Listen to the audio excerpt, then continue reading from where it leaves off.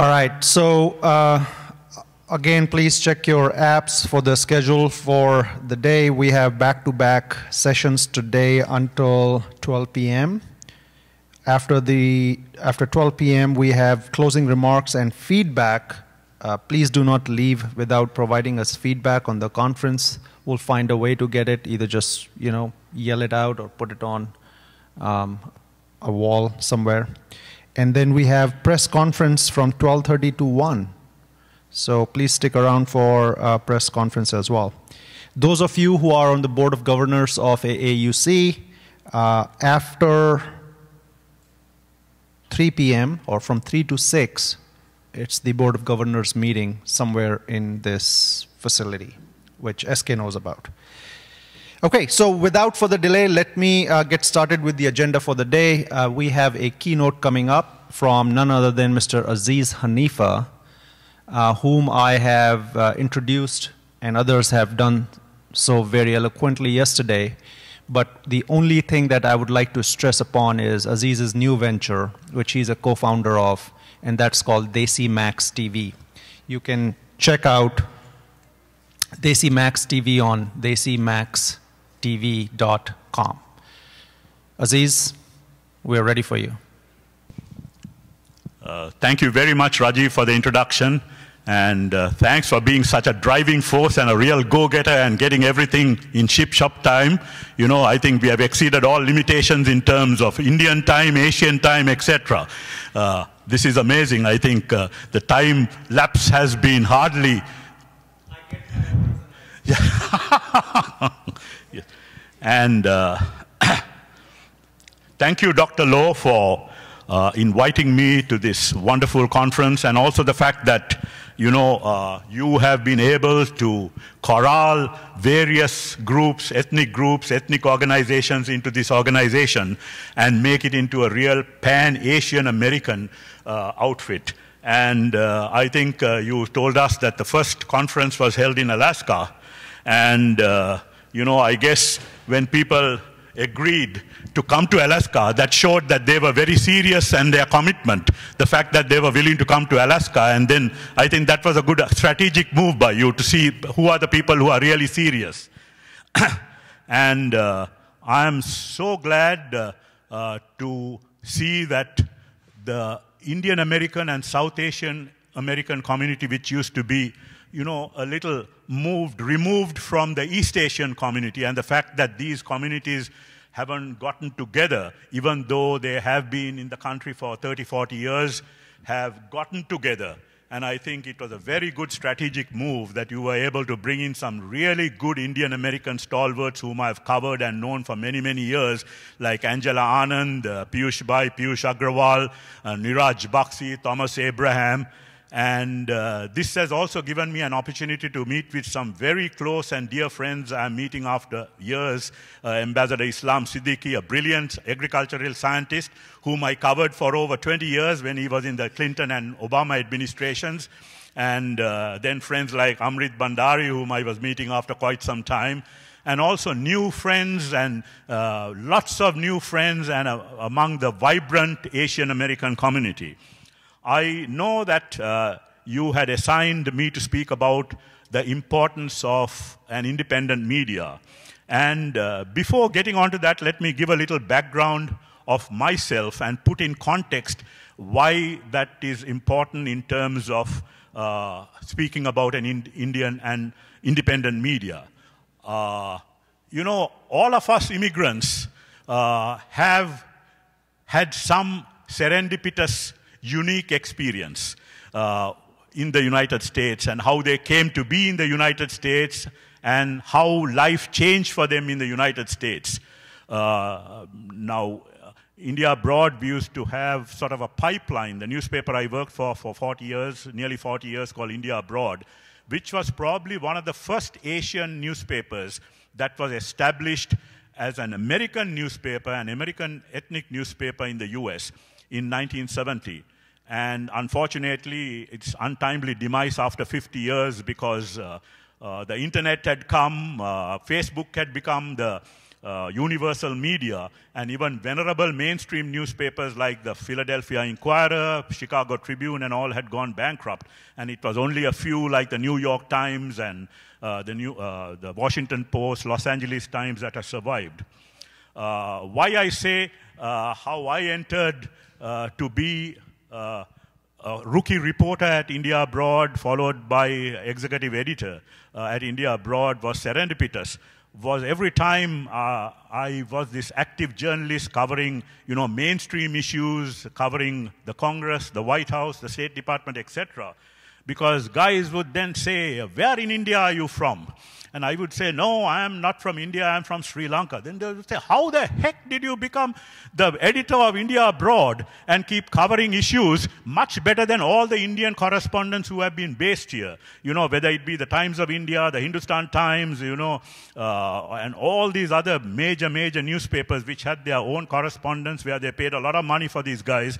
And some of them, of course, would sort of rewrite what the Washington Post or the New York Times or the Wall Street Journal wrote about." And why I say it's serendipitous was Gopal Raju had the vision to start an Indian newspaper in the 70s. And it was essentially to keep the community informed of what was going on in India. Because at that time, there was no internet. Only news you got probably came days after. Now it's, of course, within seconds. This was a way, there were a few Indian immigrants who were there at the time in the Washington area and also around the country, and to keep them informed of what was going on in India. So he had already had the newspaper for about 10 years when I joined in the mid-1980s. And he had a mutual Sri Lankan friend who worked for the United Nations. And he was having a New York Times copy editor who was his correspondent, sort of a freelancer who was moonlighting for him.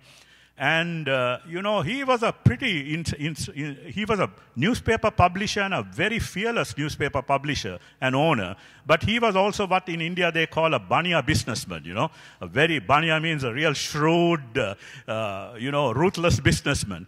And he found that this New York Times guy was just rewriting press releases that he got.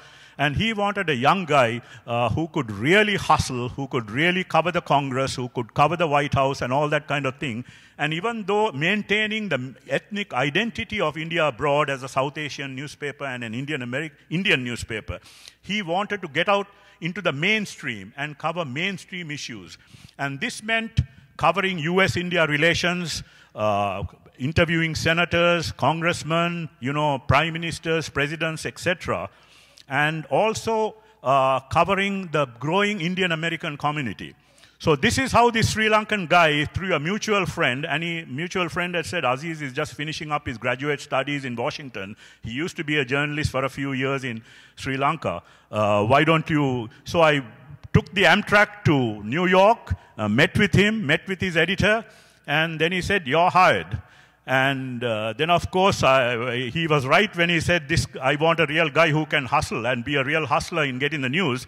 I started writing so many stories that the Banya businessman quickly told his accountant, "Put the fellow on salary because it's much cheaper than paying him by the word." So I was earning less because he put me on salary. And then, of course, it was a great, great ride.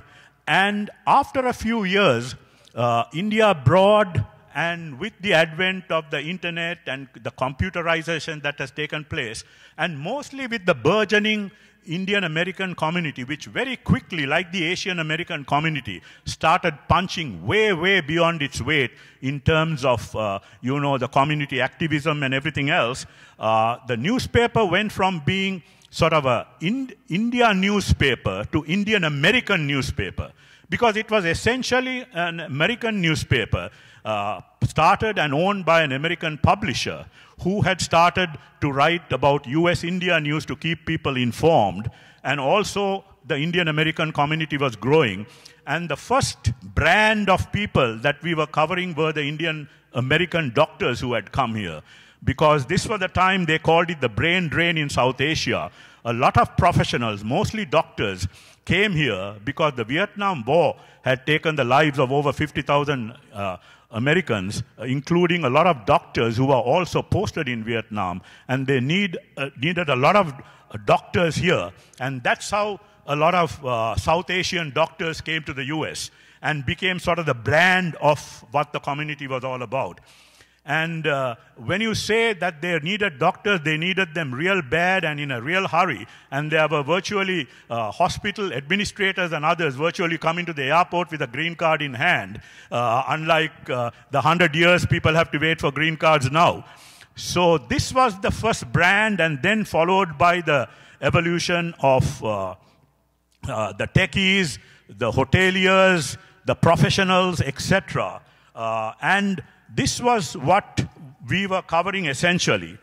And at that time, the Indian American community was essentially, like all of the other Asian American communities, a very passive community. You know, the political involvement was very minimal. At most, they would maybe have a small fundraiser and donate to some campaigns of congressmen, senators, and they would be very happy with just a few photo ops or photo opportunities where they could then print the picture and have it in their living room. They were quite happy, and that very much like Meili was describing to us in our opening keynote yesterday, that there was really no activism in terms of outcomes, saying that these are the issues that are of concern to us, and this is what we need to do.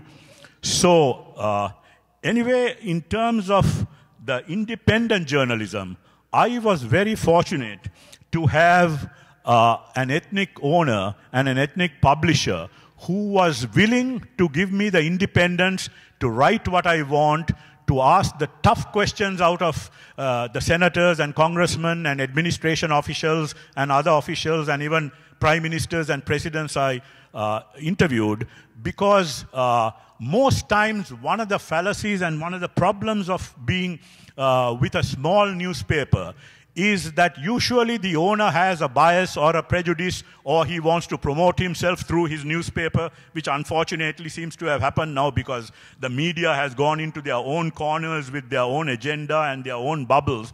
And the independence has really diminished and dissipated in today's world. And with social media and with smartphones, everybody has become a journalist. You know, you got your smartphone, you start taping things, and there are advantages to that also. There are so many issues that happen. You know, if not for someone with a smartphone recording what happened, you know, probably some of the law enforcement abuse and other things that have happened and various other issues may not have come to the fore. But what has happened is, unfortunately, there has been everybody going to their own corners, into their own bubbles, and finding that this kind of bias towards one party or the other, or one individual or the other, has taken away from independent journalism, even in the mainstream. And this is much more prevalent in the ethnic media, because you usually get like an affluent person or an entrepreneur or someone who wants to promote himself or aggrandize himself, starting a newspaper and saying, no, you can't write about anything negative about this guy, write positive things about someone else. And what happens is, the community doesn't really know the true picture when that happens. So Gopal Raju gave me the independence to write about all these things. And mind you, this was the time when I started, was the time of the Cold War, you know, where US and India didn't have a good relationship at all. India was considered as sort of a surrogate of the erstwhile Soviet Union, and Pakistan was considered the ally of the United States. So a lot of the issues in India, the the Pakistan-India rivalry, the issues that of the Cold War were being played out in terms of the relationship. And today, the US-India relationship is amazing. It's on such a strategic level that people probably don't know the bad old days.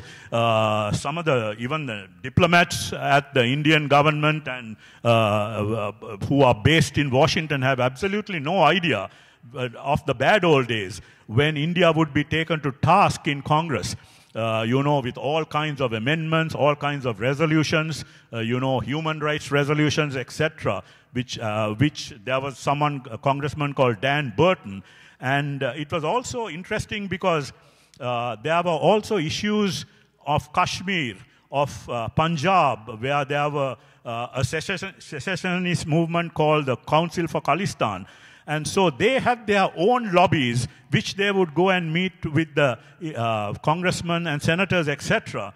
And it was very interesting because you would get the pro-India lobby that would go and meet with the congressman, and they would also meet with this Council of Khalistan, the Kashmiri lobby, etc.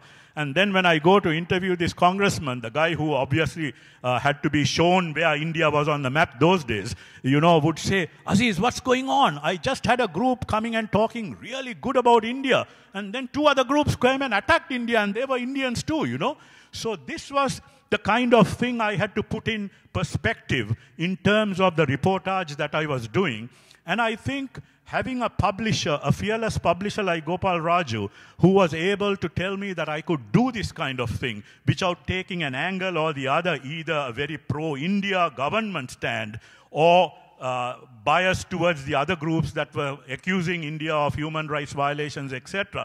Just report the facts in terms of what I was writing about. And of course, we had our opinion makers, they could write their opinion, a liberal column, a conservative column, etc. But at least in terms of the reportage, he didn't come and tell me, you better write this way so that, we don't get the Indian government on our back, or write this way so that we don't have our fellow Indian Americans here taking us to task.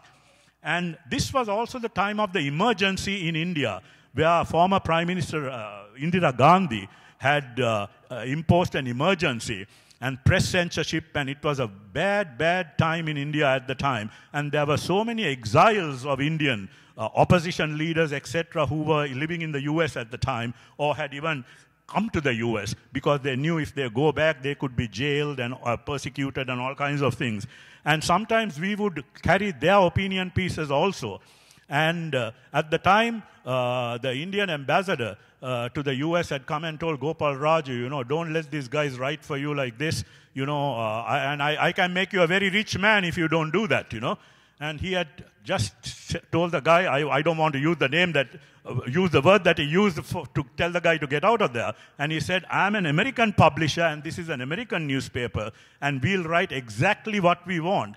And then he had to file a lawsuit, because he also had a very successful travel agency, which he had used from his student days at the University of Michigan, where he did his graduate studies. And Air India, he was an agent for Air India, and that they had stopped millions of dollars of commissions that were owed him overnight because he refused to go with what they were saying. So for an ethnic publisher, this was quite amazing, because there were so many other ethnic newspapers that were cropping up, but in the sense that no one had taken a stand like this. And that became a cause célèbre in terms of a newspaper media thing, that you had almost all the other newspapers, the mainstream newspapers, featuring this. And there's a magazine called Editor and Publisher, which would publish things on the media. And they had a cover story. And in fact, that case is a case study where people have even done sort of PhDs on. So India Abroad started having a reputation. And with that, I think, the subscription grew so much, the circulation grew, and then apart from the doctors, the technology crowd had also gone. So the revenue streams are also coming in, because now the Indian entrepreneurs, the doctors, etc., and we also had a very successful marriage classified section, which used to bring several $100s every week. And in fact, there would be times when I would go to a hotel to cover a conference or something, and there would be an Indian lady, someone checking me in, and would say, what are you doing? I say, I'm with India Abroad. I come here for a conference. And they say, India Abroad, I got married through India Abroad, because they would match them, and there were things like, even abbreviations like GCH, meaning green card holders, ISO, in search of, and then they would even say that Sikhs, the Sardars who have the big beard and everything else, they would even say clean-shaven Sikhs, in search of. So the revenue streams were coming because the community was growing. And I think there was such a dearth of really good independent news. And I think this is something that's very important in the subject matter that you told me to cover, the importance of an independent media. Because the media is considered the fourth estate, informally considered the fourth estate after the executive, the judiciary, and the legislature. So I think that's extremely important. And I think the fact that an ethnic newspaper could report on the community, and also a community with all its flaws, with all its warts, and also its successes and achievements, I think helped us grow the circulation, bring in a lot of revenue in terms of advertisements from the corporates and other Indian industrialists and others who are doing very well. And it was a great, great ride for 35, 38 years.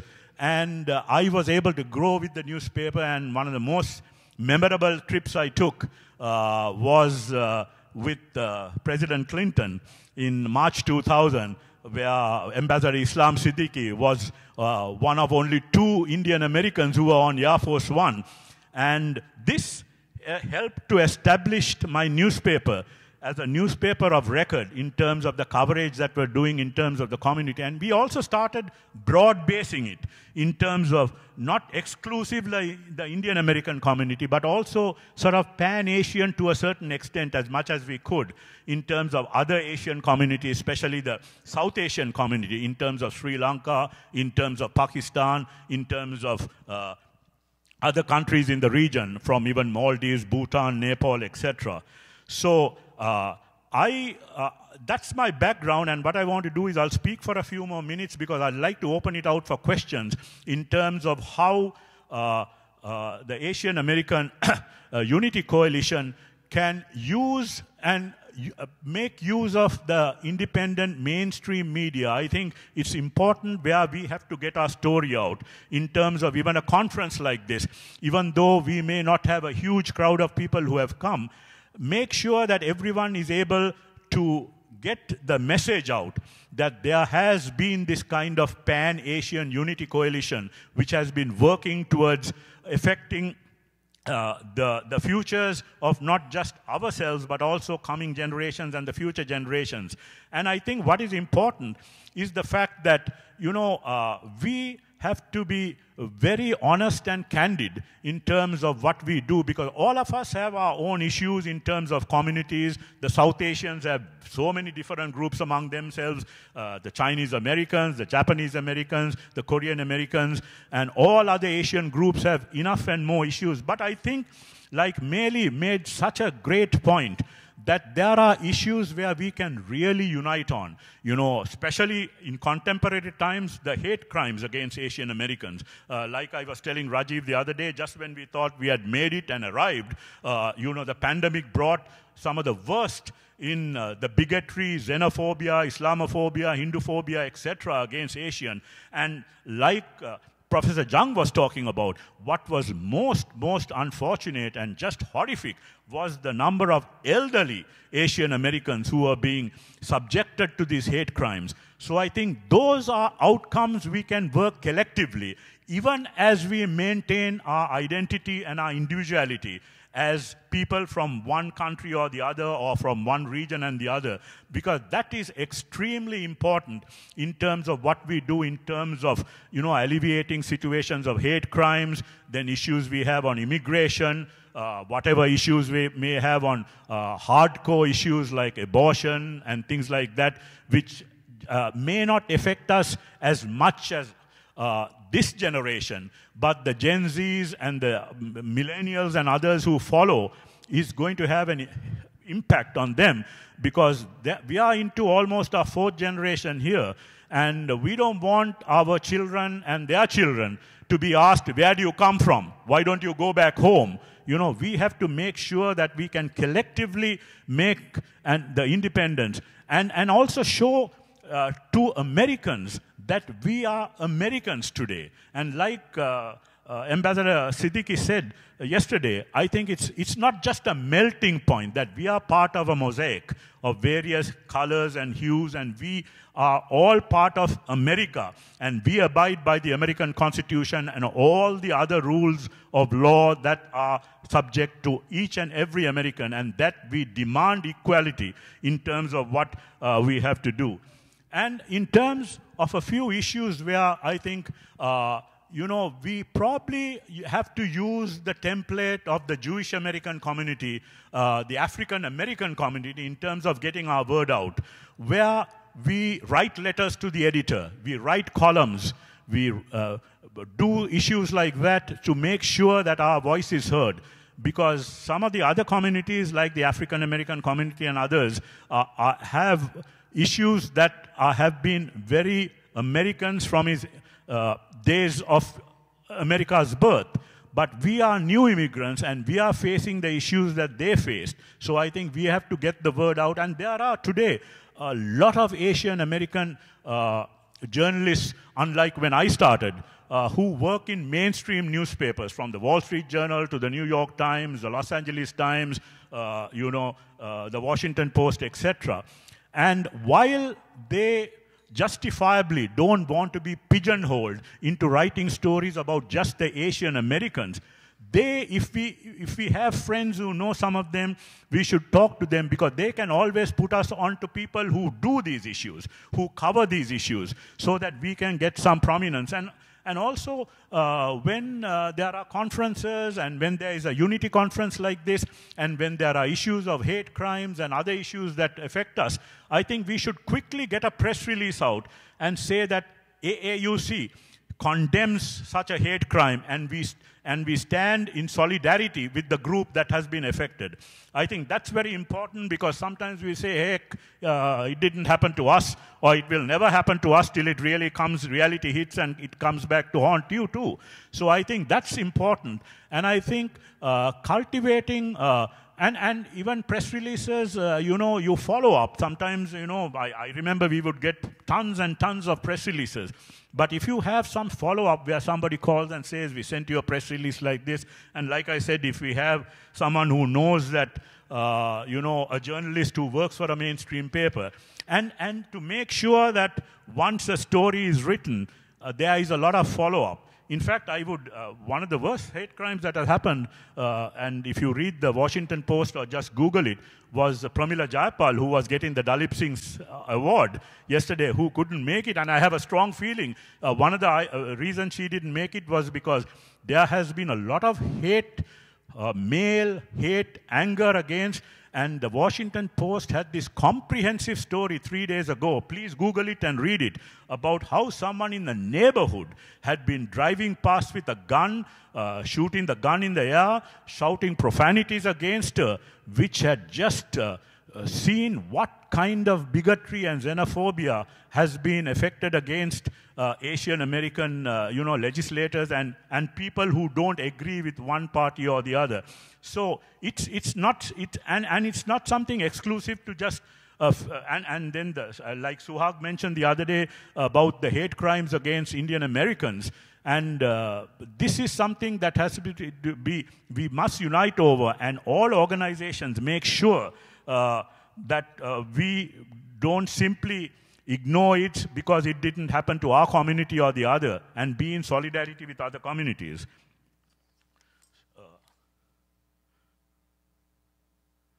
So I think I'll stop there, and I would really like you all, we can have an interactive session in terms of Q&A, where you all can talk about my experience as a journalist and how best to get the message out.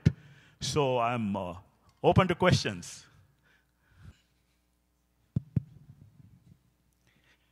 Yeah. First of all, I just want to tell you that you gave a very excellent perspective and a very excellent review on the history, how it got developed, and your own India Abroad newspaper, as well as your involvement. Just wanted to make a comment. After that, I have two questions. One is, see, I grew with India Abroad because I was there from 70s, and I was a community activist in New York City, Manhattan. Yes. and we had to deal with Gopal Raju many times. Yeah.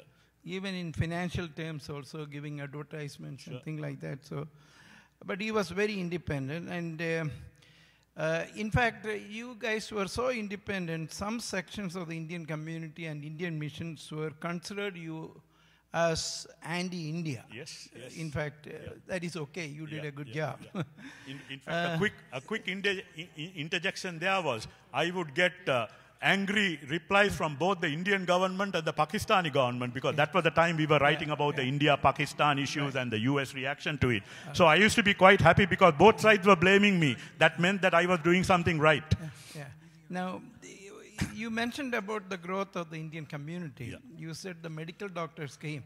But actually the biggest group started coming was students after 1965. Yes. All the top Indian Institute of Technologies and Engineering schools, they're all top level. Out of 90%, they used to come here. Yeah. So yesterday there was a speaker who was saying, how come Indian Americans were successful in corporate America? It was because these people came from that time onwards, and it followed. Yeah. And they were top-notch people, I would say, from the world to come, and that's why they were successful. But that was the biggest group. Yes. The students coming, settling, like Gopal Raju, who came, who like me. Came as a student, University of Michigan to do his graduate work, But what I have seen that in the media right now, I mean, I keep close touch with all media, Indian media, and mainstream media also in our local community. What I found after India Abroad was closed down, I know about more than 6 or 7 of them started their own cottage industry of publication online. So it has become like a large number of publications. I don't know how effective they are, but we reach out. Or any news to be given, they carry it. Because all you need is a desktop computer and a constant contact or MailChimp, so they get it out to the people. So they don't have enough staff. Sometimes on their own. So you send a good press release, they will copy it and send in a photograph. But my question comes to you now is, see, when we were doing in the 70s an India Day parade, whether it is or a Chinese New Year and all, even New York Times comes and cover it. Okay. But what I see is that now to reach out to New York Times or mainstream media has become extremely difficult. You said you prepare a press release and send out. But say, for example, we may have, this is a conference, AAUC. It's a national issues, many things. I could reach it out to the ethnic community, but not in the mainstream community. That has become a big issue. To get an article in New York Times or Washington Post for community groups, it has become very tough. Any thoughts on how we effectively reach them out and get it out to them? First, your point is very well taken about the advent of Indian students. Today, and for the past 10 years or more, the Indians have been #1 in terms of students in the US. Sometimes China beats India, but it's been a battle between China and India in terms of students. Average at least 100,000 a year. And the fact that they came early, and a lot of them were from IIT with the Indian Institutes of Technology. And this is something else that you all may like to Google. It was an interview for 60 Minutes done by Leslie Stahl of Narayan Murthy, who was considered the Bill Gates of India. And IIT is so competitive that Harvard, Yale, and Stanford and all these universities love to have IIT students from the Indian Institutes of Technology. And Leslie Stahl was, and that's one of the few things where it's strictly on merit. You may have all the money in the world, or you may be the most powerful parent. You can't get your son into IIT. And Leslie Stahl was interviewing Narayan Murthy, and she said, so what about your son? Did he get into IIT? He said, no, he couldn't get into IIT. But then what is he doing now? Leslie Stahl asked. And he said, I think he went to Cornell or someplace, So you can just imagine, Cornell was considered like nothing compared to the IIT. But in terms of your point, I think one of the problems also in covering ethnic communities and all that is the fact that even newspapers, the mainstream newspapers have been facing this crunch, both in terms of revenue streams, because everything has gone digital, and you don't have the kind of revenue streams that they had with digital, even though the New York Times and all that can boast of a bigger circulation because they have a terrific digital presence, and the Washington Post. So unfortunately, like when you're having a conference in, Vegas, and you're really having issues that matter to the community which are being discussed. You know, you would love to get the issue out, but they don't have the correspondence they once had. Like, otherwise they would have had a correspondent in Vegas, they have huge foreign bureaus, etc. But I think, fortunately, and then what happens is they do long features. And, you know, unfortunately, issues like economic development, alleviation of poverty in India are not sexy issues compared to some child bride burning or some other huge issue, which makes for, it's considered quote-unquote sexy issues, you know. But when economic development or alleviation of poverty, or the fact that, you know, India is having all kinds of problems while at the same time having this dichotomy of being a nuclear power and advancing in science, etc., makes for great long-form stories. But unfortunately, that doesn't happen because one is they have closed down a lot of bureaus, and they have one bureau guy in Delhi maybe for all of South Asia. And then they also, you know, these days with digital, everything is about likes and how many likes you get, how many page views you get, which is in a way very, very unfortunate. And that's why I still am very saddened about the fact that India Abroad in its 50th year had to close down the door, because just before it closed down, I went around and met some of the largest Indian entrepreneurs, billionaires, etc. And I said, don't think of this as a business proposition. I know things are bad, circulation is bad, India Abroad is not making and having the revenue streams that we had. But this is an institution. And the fact that India Abroad was read in the White House, in Congress, in the State Department, etc. And I would have mainstream journalists from these newspapers calling me because they had been told by someone, why don't you talk to Aziz about what this issue is or something. Or congressmen like Stephen Solas, whom you knew, and who was a great India supporter, would say, I still remember this Wall Street guy called John Solomon, who called me and said, Steve Solas said to talk to you to get some perspective about what's happening. So that was unfortunate, because I just think if it was the Jewish American community, if they had an institution like India Abroad, they would have never let it fail. They would have never asked for bottom line figures and what the burn rate was or how many staff we can cut, etc. But these were some of the things that some of these billionaire Indians were asking me.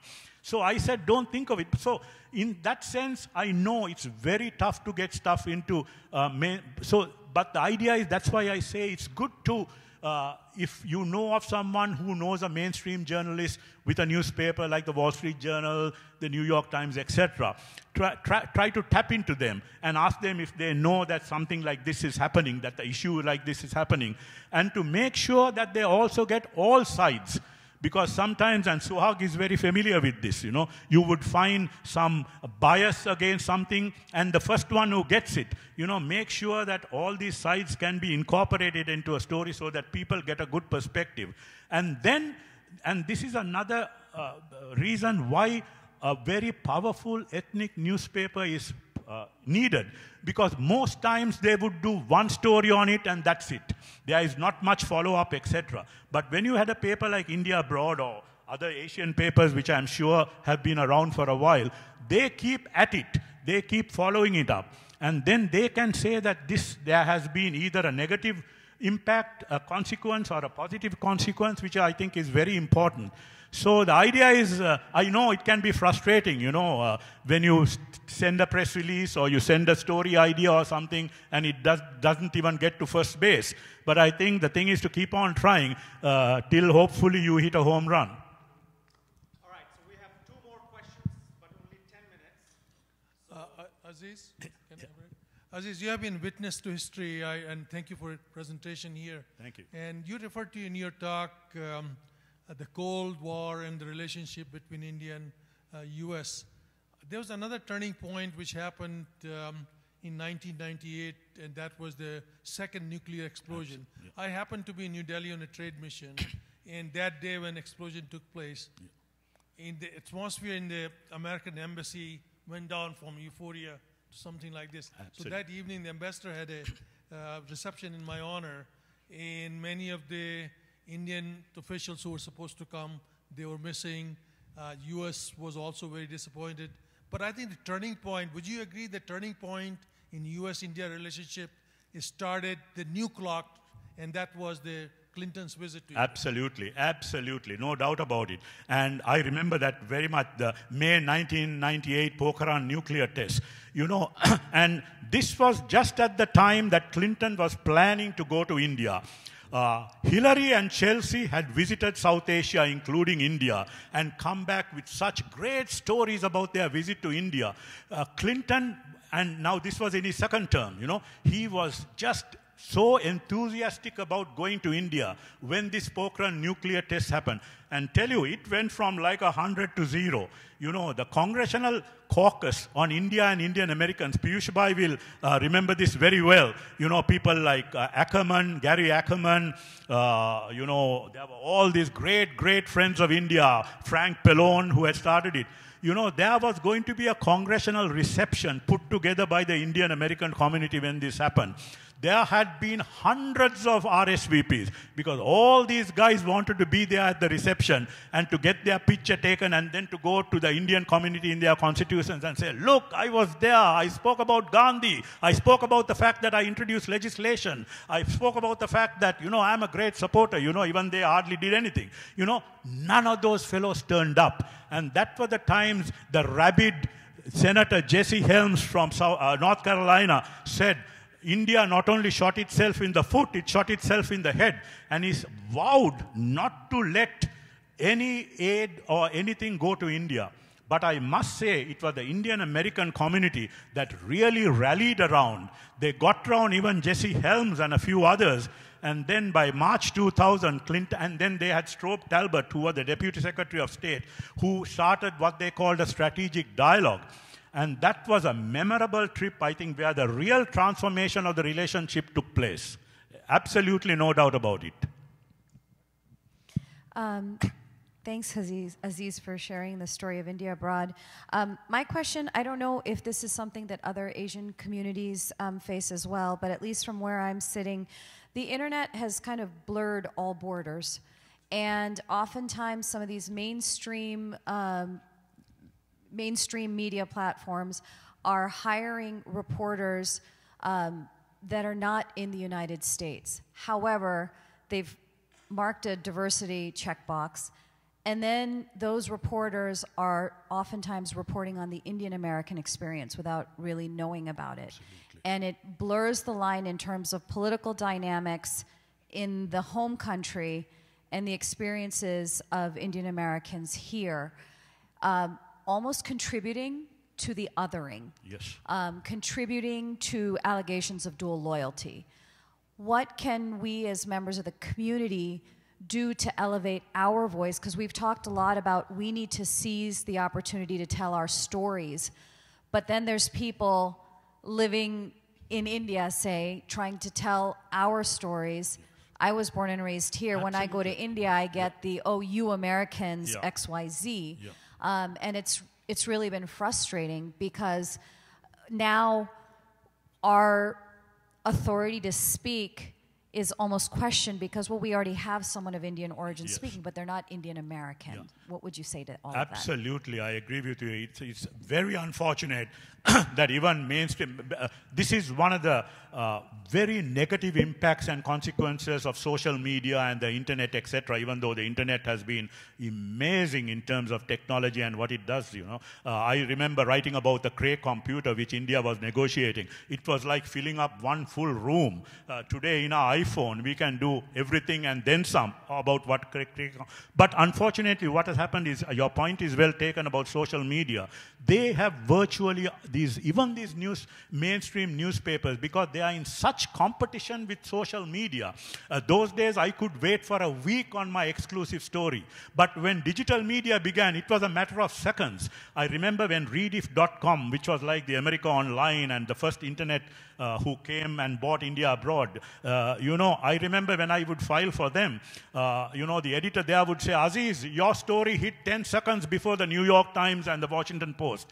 That was what began. And so they have outsourced it to social media and others outside of the country. And those guys are trying to talk about, like you said, about who Indian Americans are, the dual loyalties, etc. And also the fact that when you go and they say, who are you Americans to come and tell us what to do, which is extremely unfortunate, because it's all about likes, page views, etc., which are what leads to additional revenue streams, etc.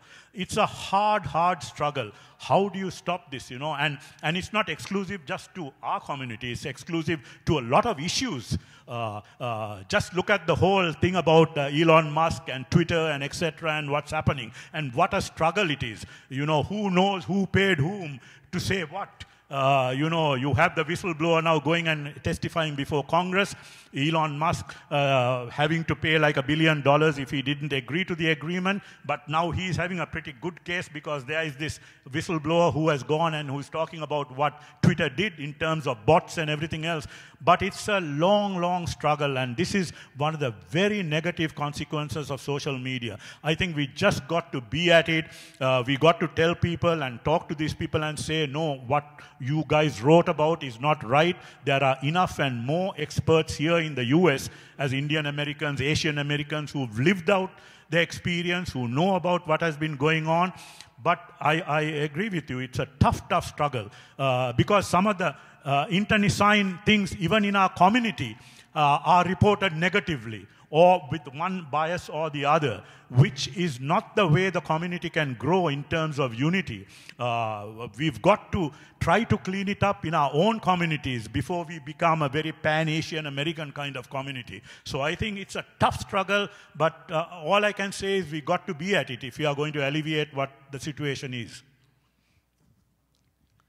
Well, I'm follow up her question that she asked other community. Actually, as a Chinese American community, we are facing similar issue, actually even worse, because then there is a government actively pouring in a lot of money, both from inside China and get on the internet and influence us. As well as a lot of people live here as Asian American or Chinese Americans, but some of the people do have confusion of where their loyalty stands. So they actually actively participate, collaborate with the government, and doing this disinformation, and very harmful for our community and very harmful for our unity.